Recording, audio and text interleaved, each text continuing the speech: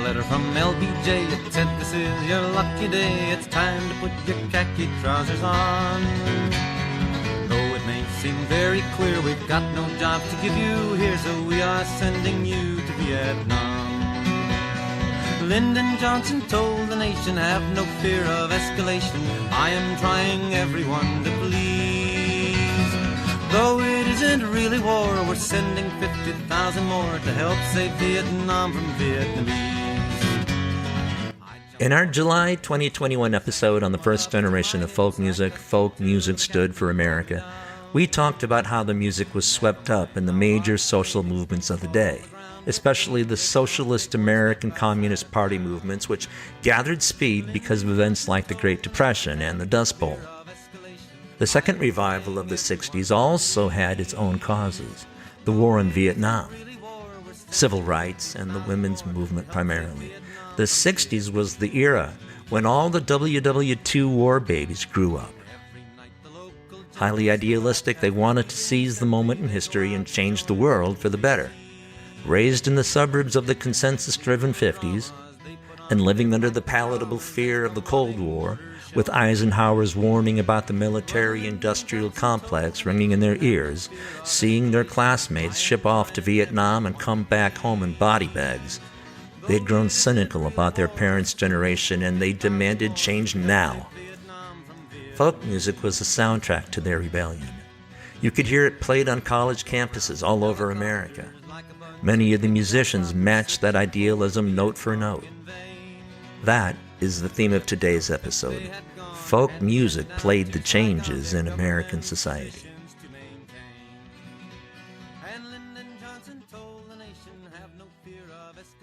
In 1963, Joan Baez made it a point to take physical political risks. Once, in Birmingham, Alabama, she walked a little black girl to her integrated school through a crowd of white racists.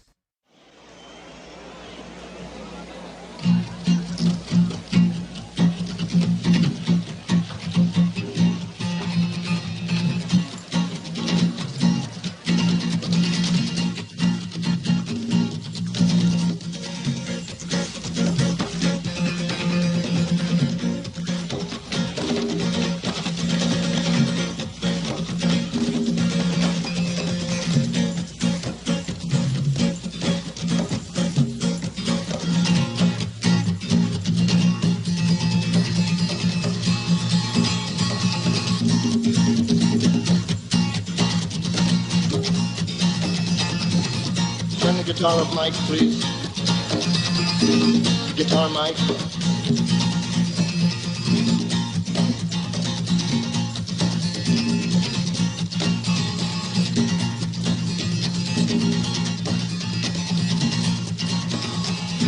Freedom, freedom, freedom, freedom, freedom, freedom, freedom. Sometimes I feel like a motherless child. Sometimes I feel... In this era, American youth were divided into two groups, the counterculture and the movement. If you were part of the counterculture, you came from the conservative middle class, but you were pushing the boundaries towards a freer lifestyle. Couples started living together before marriage. Women's liberation, racial blending, freer use of recreational substances. They were called hippies. If you were part of the movement, it meant you were primarily politically motivated. Stop the war college protests like Kent State, 4 dead in Ohio. The heat was turned up the highest where the two groups met, and the result was massive agitation against the military-industrial establishment. So, they fought for new civil rights laws and against the Vietnam War. They were called politicos, or militants. Almost gone.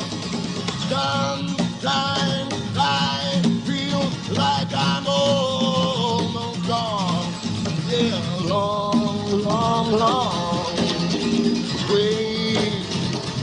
way from my home. Yeah, yeah.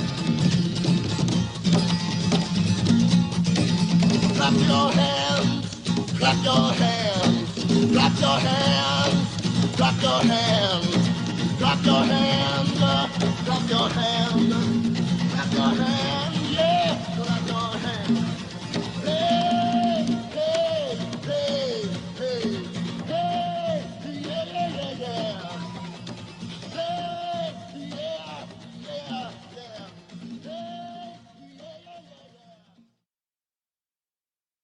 Picture this moment in time. It's 1963. 250,000 people are marching for civil rights, and they converge on the Lincoln Memorial to hear Dr. Martin Luther King share his dream with the world. I have a dream that one day on the red hills of Georgia,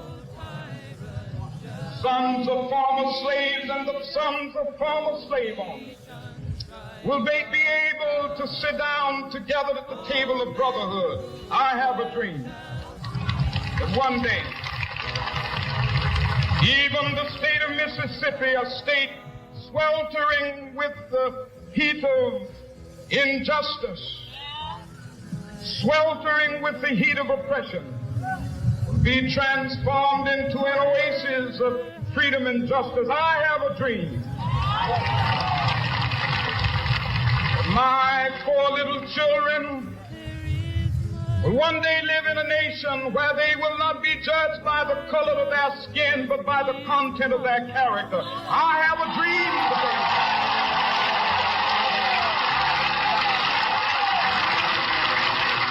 I have a dream that one day, down in Alabama, with its vicious racists, with its governor having his lips dripping with the words of interposition and nullification. One day right now in Alabama, little black boys and black girls will be able to join hands with little white boys and white girls as sisters and brothers. I have a dream today.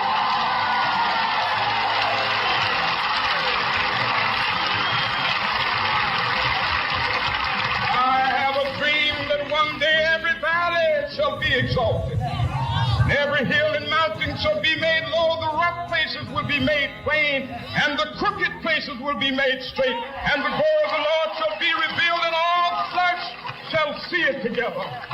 This is our hope. This is the faith that I go back to the South with. With this faith, we will be able to hew out of the mountain of despair a stone of hope. With this faith, we will be able to transform the jangling discords of our nation into a beautiful symphony of brotherhood. With this faith, we will be able to work together, to pray together, to struggle together, to go to jail together, to stand up for freedom together, knowing that we will be free one day.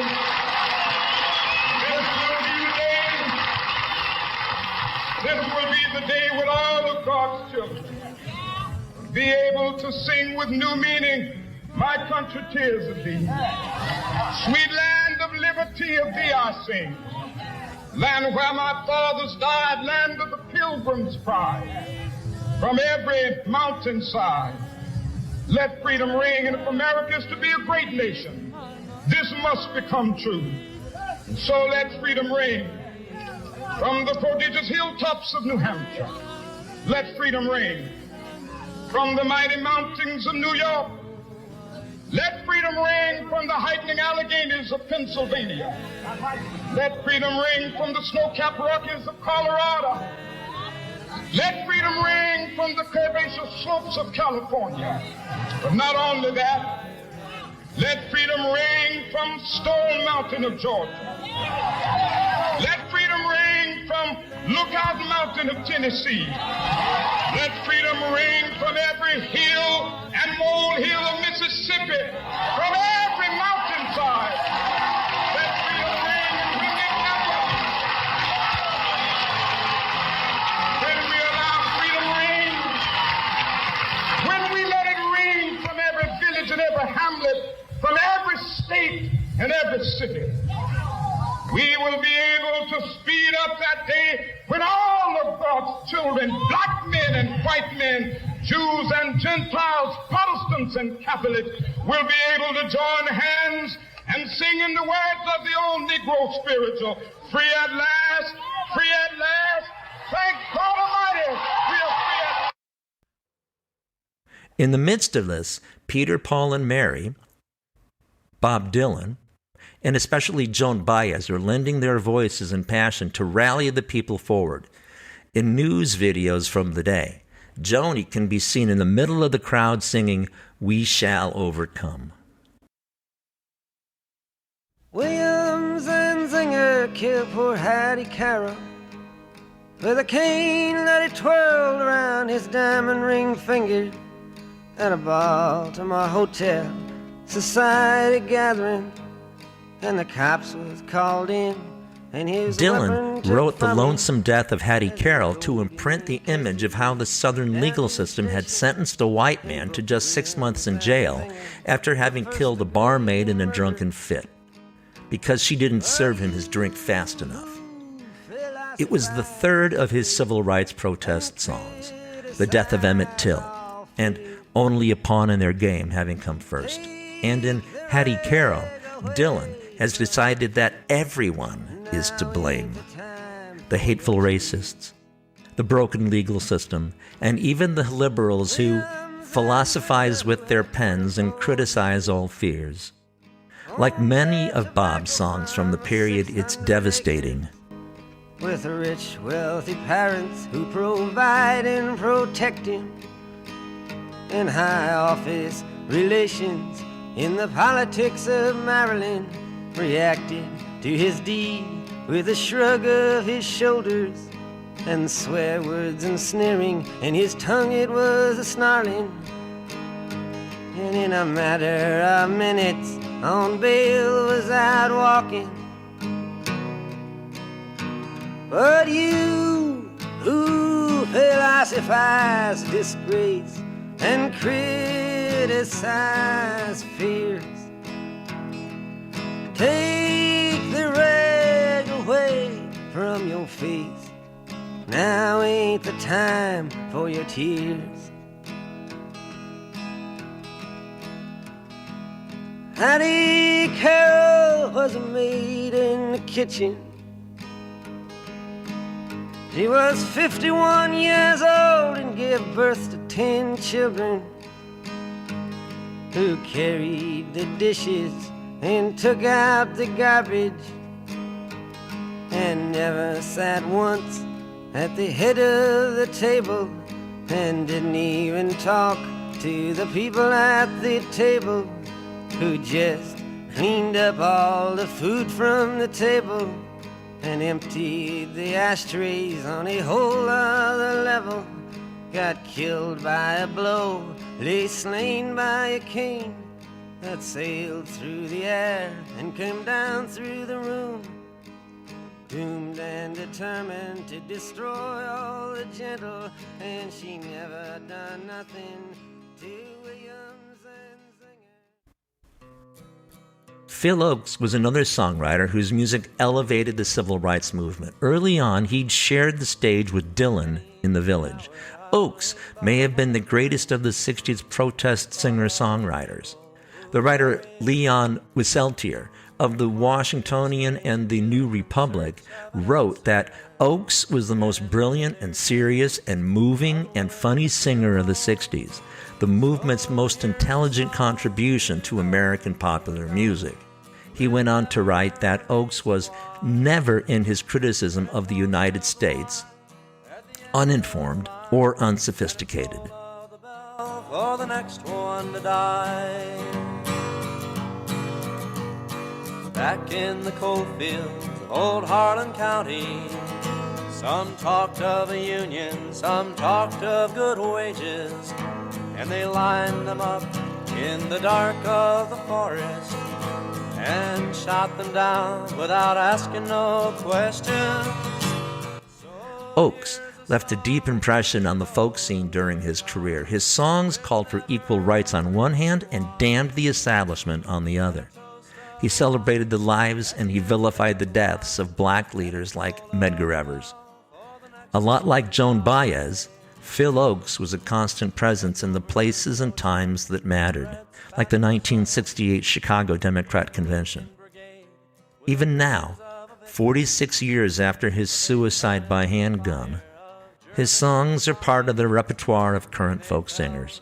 His influences included, like everybody's, Woody Guthrie and Pete Seeger, but also the early rock and roll icons like Buddy Holly and Elvis. We talked about both of them in our October 21 episode, Hail, Hail, Rock and Roll. If you missed it, you might want to go back and check that one out too. His best-known songs include I Ain't Marching Anymore, Changes, Draft Dodger Rag, Love Me, I'm a Liberal, Outside of a Small Circle of Friends, Power and the Glory, There But for Fortune, The War is Over, and When I'm Gone. His song Crucifixion compared the death of Jesus Christ and the assassinated President John Kennedy. He was capable of writing beautiful lyrical songs. Rolling Stone put it like this, quote, Oakes has a poet's soul with the gusty bravado and knife-point writing of a seasoned press hound, end quote. The Brit folky Billy Bragg said, quote, America has yet to produce another songwriter like him, end quote. Since I mentioned that he ended his own life, you've probably deduced that he had a problem with depression. His mental decline could be seen in album covers and album titles like Rehearsals for Retirement, and the songs were all reactions to the terrible year of 1968, where Martin Luther King and Bobby Kennedy were both assassinated. And there was a police riot at the Democratic Convention. And Richard Nixon was elected. Yes, Mr. I Am Not a Crook and Let's Go Bomb Cambodia. The cover featured his own gravestone, although he was not to die for another 8 years. Oakes is gone, but his music is still relevant.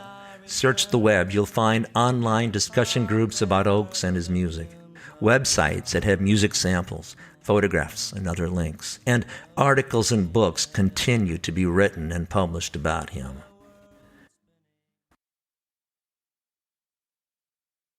I'm thinking about what genetics has been revealing about our ancient past. Our genetic code still contains about 5% Neanderthal. This theory is that Neanderthal man didn't just disappear. His genes were absorbed into Homo sapien, and we carry them around inside us today. It's part of the thing that makes us stronger and more hardy. You who are on the road must have a code that you can live by, and so become yourself, because the past is just a goodbye. The 1960s folk movement is a lot like that too. It never fully disappeared. Instead, it was combined with other music forms that have appeared and faded and grown and diminished over the decades. The beautiful thing is that we can always go back and revisit the music that was left behind. In these songs, we can still experience something of the hopes and the dreams that made the 1960s what they were. We can look back at the idealism and the hope that the boomers used to have. We can see the causes that so many of them gave their all for.